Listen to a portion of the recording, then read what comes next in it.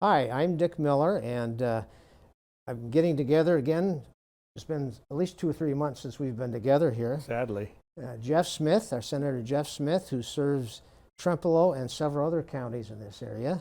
And we talk what's going on in the Wisconsin Senate. Yeah. As a matter of fact, 31st Senate District covers Eau Claire County, Dunn County, Pepin, Pierce, Trempealeau, Buffalo, and Jackson counties. So with even a little smidgen of St. Croix and Chippewa counties in there as well. So You got to be careful you don't leave somebody out. There are that's quite a right. few counties there. Yeah. And I think just for your information, every Senate district contains 3 assembly districts. That's right. That's the makeup of the legislature. Yeah, so that the boundaries are made up that way. So 33 Senate districts and 99 assembly okay, seats. So that's the members that you have in the legislature. okay. Well, that's our civic lesson today, Yeah, isn't that's it? right. Yeah. We're glad that you're with us today. We came in and it's above zero today. I think we had about 20 below last night, give or take. Yeah. So we're in the middle of winter, and be prepared, I guess. The roads have improved in the last couple of days, thank goodness. We've got a lot of topics that we can cover today. I think one of the high priority topics always is redistricting. Yeah, I was actually going to say something when I mentioned where my district covers. Mm-hmm. That's current. We don't really know where those lines will be in a couple months necessarily. Maps have been submitted. Of course, the Republicans have submitted their map to the legislature, and of course they have the majority, which they control from the last maps, and they were able to then pass those maps through the legislature, the Senate, and the Assembly, which of course then Governor Evers vetoed because they're pretty close to identical to what we have now, which gives one party, unfettered power. So that being the case, it went to the courts. Now the Supreme Court, state Supreme Court, which is the first time of anyone's memory that the state Supreme Court has stepped in and said they will take this case. Generally, it has always gone to the federal district court before. This is a little concerning, more politics getting involved here, but that's the way it is. So then the state Supreme Court opted that they were also in favor of the Republicans' new concept called least change. So they want least change of the current maps. That wasn't the case 10 years ago, as we all know, when they was most change from the previous maps. But that's the terminology they're using. So with that in mind, the Supreme Court requested that interested groups should submit maps to them by a certain date. I think that date was, I'm not going to be able to give you the date number, but it was a couple weeks ago from where we're talking today. So the governor's office submitted a map, as well as I think 3 or 4 other groups that were involved in the cases that we've heard about. So they have, I think, 5 maps altogether at the Supreme Court to examine, look at, and decide and determine whether they meet their standards, which again, I want to keep repeating this, they've determined should be least change. To their idea being that would be fair to the voters so that they don't get confused. Again, that wasn't something they considered 10 years ago. Now, the governor's office has submitted a map that actually is much least changed than the Republicans' map. And so, now we're going to find out.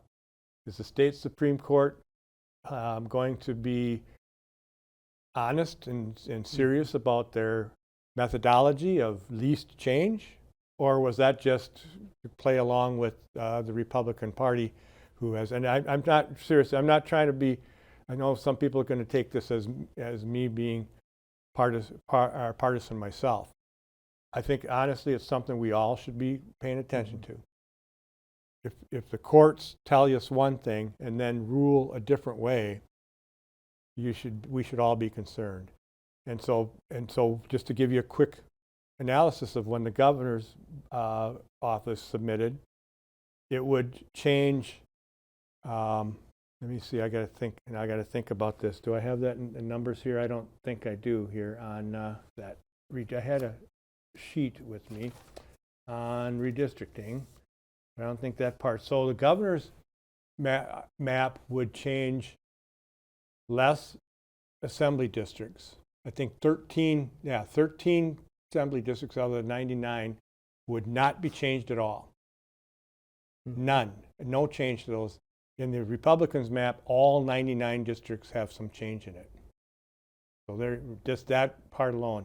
Then there's percentages that you probably wouldn't really be interested in, but of how the change is measured on how many voters have to be moved from one district to another. And the governor's office comes out with less change in that method as well.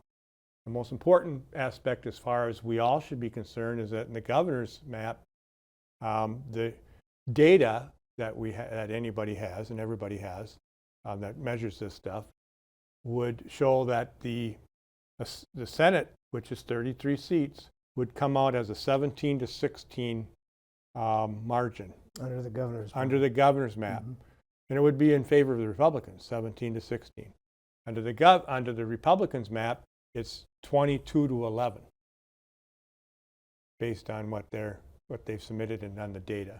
No, that's not the governor's plan. No, that's not. That's the Republicans' Republicans' plan plan. that they've submitted. I mean, Now, assuming that these same people would be running. It isn't about the people running. It's about the voters and how you put voters into districts. It's how they normally vote. And how they normally vote. That's the It's data the that I talk about. History of voting. The history of voting, and we have that. I mean, that's just it's not that people's vote is recorded and reported. We don't know how each person voted, but you know as a group, as a total, as the general way people are voting. That's how it works. So least change and fair seems to be on the side of what the governor submitted. Now, the least change, that comes from the Republican Party. That was their concept. Okay, now the court, are they saying least change? And so the Supreme Court is agreeing with them. The least change. The least change. I see. In their ruling on taking this case. Okay. Now, what happens if there are unhappy groups at the end of the state Supreme Court? We all see what happens. We're back into courts with lawsuits. Okay. One of the things to be very aware of is also the Voting Rights Act, the VRA, which is the thing it's a federal issue. The Voting Rights Act says something to the effect that minority groups there must be districts that favor minority groups. And how many that is and how is also a big factor. So there will be lawsuits because not just the Republicans' maps, but also some maps that we had submitted earlier weren't quite up to snuff with the Voting Rights Act. It's a really difficult thing because the Voting Rights Act doesn't carry with it specific numbers of how many minority voters there should be in a district. So there will always be lawsuits about that and fixes in the end. Now, what happens? Is there room? Well, I would assume there is the option if a group is not satisfied with the state Supreme Court, it can still be appealed to the federal courts. As far as I know, yep. There's always appeals and always lawsuits, but how far do you want to drag it out? We'll see how this all pans out. The frustration is to wrap this part of this discussion up is that it's out of our hands. Okay. And it's in the hands of courts, it's in the hands of lawyers and judges, and I know that frustrates not just me, but probably people who are listening to this as well. So there's really no deadline that they have to have it turned. Well, there is a deadline if it affects this 22 election. The deadline is by April. The Supreme Court actually said by March they want to have this done, which is good. It should have plenty of time. But starting April 15th, candidates pull papers and start collecting signatures. Well, they got to know the district and the voters in those districts that they can collect signatures from.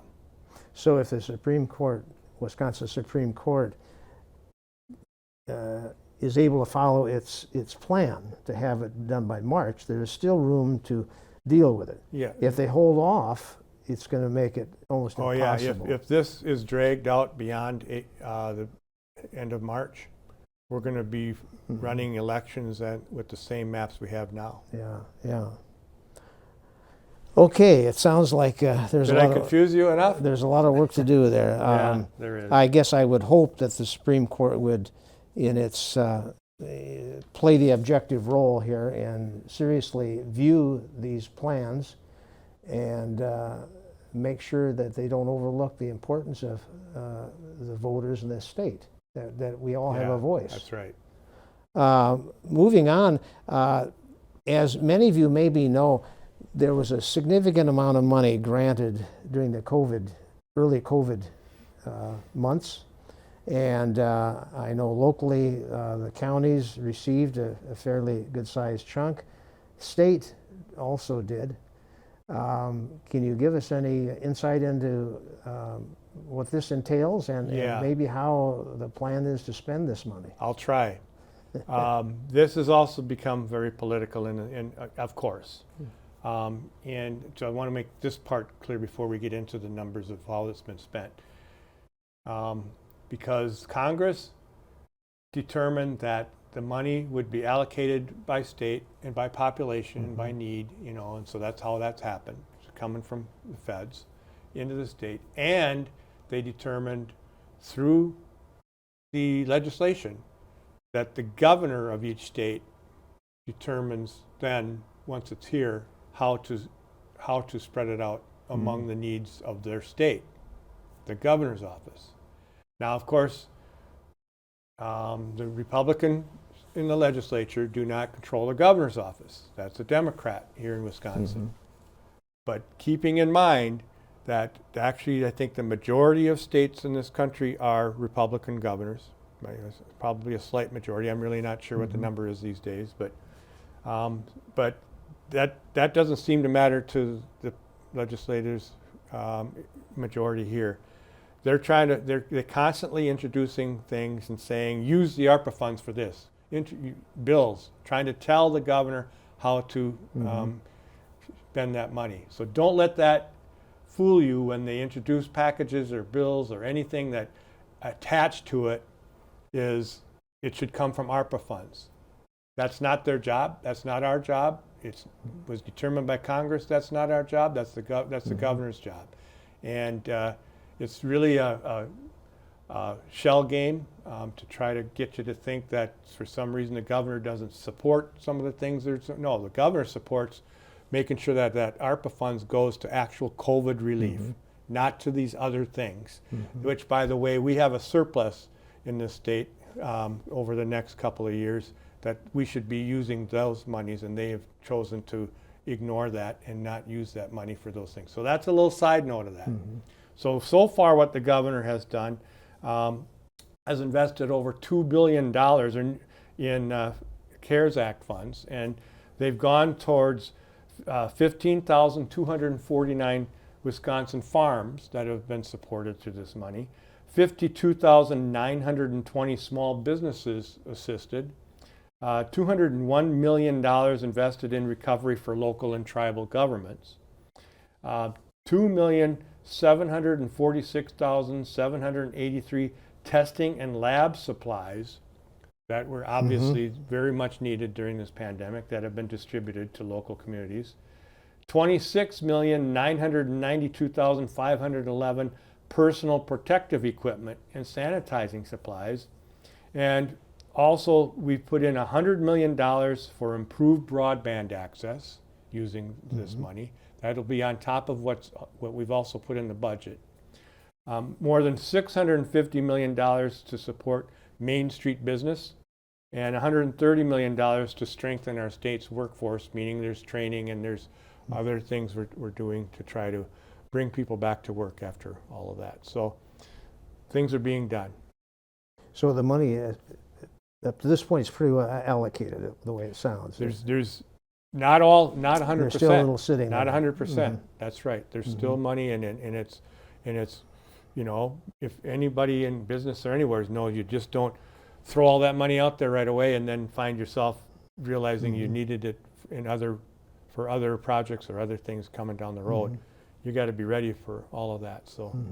Well, and obviously the pandemic isn't over, and, No. and the last that I have heard, it sounds like this, the existence of COVID is going to maybe continue into many, many years from now, Yeah. in some form anyway. Yeah, I guess so. You know, I just heard something really interesting, Dick, on that, and that is that a doctor or scientist was asked this question, and it was on a program about vaccines and why do we have to get boosters. It was really the reason this came up. And he said, well, you know, the flu shot that you're getting is actually the flu shot to prevent the 1918 flu. So your great-grandchildren are still going to be getting the shots that we're getting now for COVID, because you're right. It's always there and are always going to be there. And now we have to have a protection and know how to cope with it down the road. And it'll become commonplace when they say, don't forget to get your shot. Well, and I think it would be less of an issue if we were perhaps all fully vaccinated. But there is, what should I say, ripe or fertile ground for that to continue if we don't have this built-up resistance. Yeah. So yeah, that's right. It's I guess it's something we'll have to live with. It's a kind of a frightening thought, but Well, the least we can do is consider the fact that we all do want to be able to do things without wearing a mask, to be together, and to make sure that our kids have all the advantages of growing up with their friends and getting their lessons done in a school building instead of on the computer. So the least we can do is to do all the things we can do to make those things happen. Yes. And one of them would be to be vaccinated and minimize the risk. Right. You had mentioned earlier broadband, and I don't know if you want to expand on that. I think this was the year of the broadband. Anything else you want to add to that? So 2021 was the year of broadband. We are in 2022 now. I know it. We slipped in there. We didn't even know it, did we? Yeah, unbelievable. That year was another one. 20 and 21 are like 2 years that we're all like, don't even want to have to think about anymore. But 2021 was declared the year of broadband because, of course, we needed to really focus on it. Now, like I mentioned earlier, $100 million of those CARES Act monies are going into broadband, and close to $100 million was also allocated in the budget for that. Now, where does that money go? A big part of that goes into the grant program that the state manages through the PSC, the Public Service Commission. And so private and public partnerships actually are demanded to be able to get that money. So a private carrier will partner with the community that they want to bury fiber to, and then they submit their grants. And this has been going pretty well. We want to have, I've introduced bills, if you've known in the past. I want to have a lot more accountability, though. I want to be sure that they're going into the ground for places that are least likely to get it otherwise. That's the most important. We also want to use this money to lower the cost to people who otherwise might not be able to afford it, because everybody should have the access. As we now know, especially when things happen, that you are stranded in your home for whatever reason, whether it be a natural cause or pandemic or what it might be, that you have access to the things you need.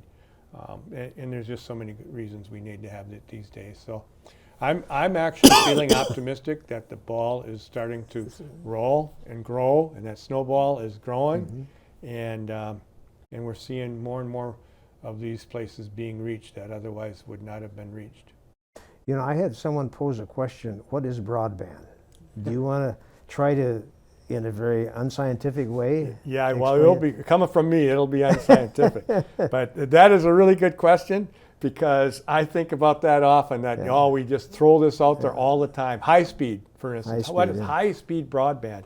Well, it has, it's been defined from the FFA with the speeds of being 25 megabytes per second download speed, and 3 megabytes per second upload speed. Download speed meaning what's coming in from outside. You know, if you're going to view a video, or even your emails or whatever, it's coming from someplace else, or you want to upload something that you have to send, that's upload speed. So that's actually already considered ancient history, but 25.3 is written in federal.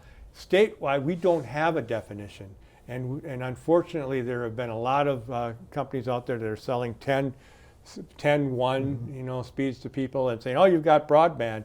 Well, not the way we think it should be. I know now that these companies, basically legitimate companies, aren't really setting anybody up with less than 100 and 100. That's now more of a standard. If that helps in any way, but broadband is access to the internet. It's access to to what we have is distance learning. It's access for people to work from home. It's access for ordering the things you need, and we've seen more and more of that, Amazon and others, and that's a whole nother ball game. But you know, basically a lot of people, even their groceries, right? And so it's gotten to be an everyday thing, as valuable as electricity to your home. And there was and I can't think of right now the moment, but there was something this week that came up to me, and I said, yeah, it sounded more like we're moving towards it being a utility, aren't we? And that's what it should be treated as. Yes, well, it is for all practical purposes. It is a utility. So basically, broadband is an all-inclusive term, but it's referring to the speed of the movement of information into our homes and then back out. That's right. So it's usable speed. It's not like the old dial-up. That's right. I was just going to say that too. We're not talking dial-up. That might be the biggest difference if anybody had to live through that, like most of us did. Yeah. Broadband is usable speed is a good way of saying it. Okay, so it's fairly immediate, so that you can conduct your business or your education. And not to say you can't get fixed wireless, which is a tower and signals wirelessly, and call that broadband, but you are not going to get anywhere near the reliability that you get with fiber. And fiber, by the way, is almost, and it's been explained to me, and I actually took a tour and was really, it blows your mind when you learn from people. It's expandable, unlimited. So once you have that fiber run to your home, or, you know, as we keep expanding, like I just mentioned, 25.3 is now 100 and 100 in people's minds. It's just easily expandable. The fiber will keep expanding with the technology. Yeah, and the weather doesn't affect it much either. Very rarely. There is overhead fiber and underground, just like electric wires, but it's most of the time it seems to be underground. It's yeah. Well, once in a while you hear someone hitting a fiber. Yeah. And all of a sudden you have several $1,000s worth of work that has to take place to put it back together. Or a gas line, It's like trying to attach all these bristles from a paintbrush, isn't it? Or something like that. It is. I mean, it blows your mind to see what they can. It's unbelievable. They actually put those together and fuse them together. Yeah. So anyway, we're seeing good things happen here. I think those of us who have good internet, we're fortunate, and we have to know that some of our neighbors don't have so good a reception, so to speak. We're getting close to the end, and I've got several topics here. We're not going to make it, but I think an important one we should talk about is an enrollment in affordable health care, because that is, the deadline comes up in February, is it? It's coming up, yeah, and it started middle of December, or maybe 1st of December, the open enrollment. But yes, if you struggle with affording health insurance, that's really what, don't want to say health care, this is health insurance, right? So health insurance, we have the best health care in the world if you can afford it. So we need that insurance, and you can go to the site, it's healthcare.gov, and find out what your options are. And generally, it seems almost everyone who has private insurance will benefit by going through that system. So it's working. Of course, it's not the end all for our health care in this country, but it's working much better than what we had 10, 15 years ago. Well, when I think the affordable health care first came out, there were several thousands of people in Wisconsin that signed up, but not everybody did. Obviously, there was a few that were reluctant, perhaps, but those who and we all need some kind of health insurance, because we never know when we're going to have to go in and receive some medical. And I wish I was better prepared with telling you the website.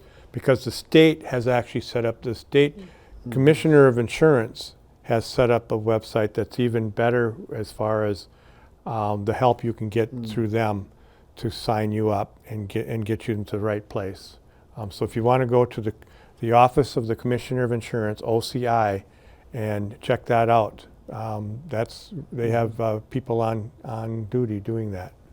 And I think you feel free to get in touch with your local health department, your county health department, and they can refer you. And I would imagine from time to time you get calls from people too. Your office gets calls from people, and you can direct them too. That's our job, and keep that in mind now at the end here to remember that's what our job is. Our offices are there for your service.